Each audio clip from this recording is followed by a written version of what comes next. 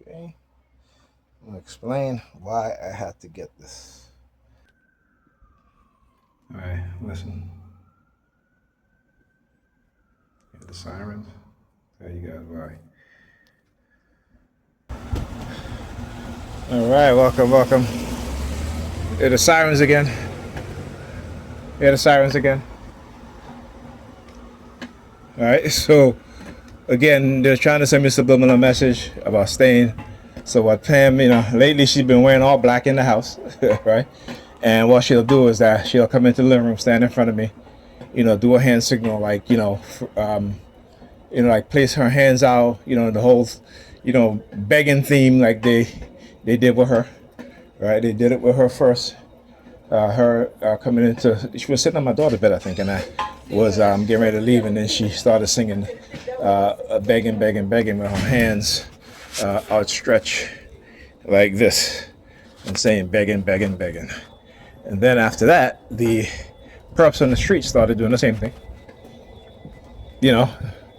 and together with the homeless theme, that type of subliminal message, right? So they were doing that again tonight. She came in from work, came and stood right in front of me, right? Playing with her hair, and sticking her hands out like I just did. And I ain't really paying no mind. But anyhow, and then she goes into the foyer, standing in front of the door, with her back turned, right? Remember, she's wearing all black. All right. So this is what they try to do: use color and use situations in which they've created to try to manipulate me. So, but like I said, it is my purpose to expose them for what it is that they're doing and the lies, and particularly when it comes to women who are narcissistic, they're evil, and just manipulative. This is what they do. And the manipulative racist Sambos and Sambinas who are in law enforcement, who work within the court system, who are part of a cult, and this is how they recruit, particularly women, right? And as I just read earlier, you see how police who will be caught sleeping with so-called informants, women who, committed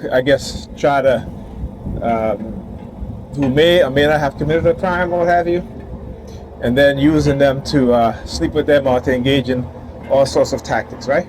This is not beyond the scope of reality, okay? This is very much indeed is reality, and people need to understand that, right?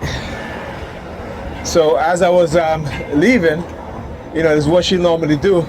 As I'm leaving, she'll come and stamp in front of me and stick her fingers in the air. So, for example, I'm in the kitchen. I went in the kitchen. She's standing in the kitchen. I said to her, "Excuse me." She's right there. She didn't move. I said, "Excuse me, Pam." She didn't move because I had to get to the sink, right? And I was like, okay, now what they're trying to do is trying to elicit some sort of emotional anger. Because I said to her many times, "Excuse me," and she just stood there like if I'm not talking to her, right?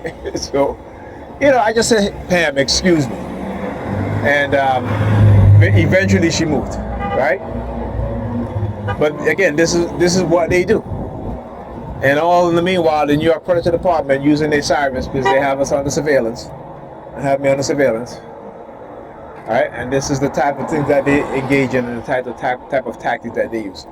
So anyway, what I was showing you guys is I bought a whiteboard for my daughter to help her with her math. I was supposed to leave earlier, but she came home and went to sleep because she woke up in the middle of the night and was up for a couple of hours, so she was very tired. And so I had ordered a whiteboard to help her with her math. Right. One of the things, sometimes I said it's funny how, for a lot of our women, particularly black women who are nurses, they take child psychology, but yet when it comes to using what they've learned in college and what they use on their job as nurses or or what have you, that when it comes to their children, it goes out the window. All of a sudden, they don't know how to, diagnose their children, how to treat their children when the children are sick. And I tell this all the time. I said, you are the nurse. I am not the nurse. And when the kids are not feeling well, don't send them to me to have me diagnose them. You're the nurse, right? But this is what they do when they're at their job. They do everything for their supervisors, their managers, And when they come home, it's like try to get them to do any damn thing is pulling teeth, right? So, but anyway, so when I ordered the whiteboard, and when it came, she was like, "Are you gonna hang it up on the wall?" I said, "Why? There's no space to hang up on the wall." I said, "It's not one of those where you hang up on the wall." I said, "It comes with with a stand." And then she goes, "Oh, where you gonna put it? There's no space in." And I'm just like, you know what I'm saying? I bought this for our daughter to help her with her math, right? But yeah, she can. I said to her, "Listen, I know it's your house, and you can buy all this shit to clutter up your house, but you're complaining because I bought a whiteboard to help our daughter with her homework."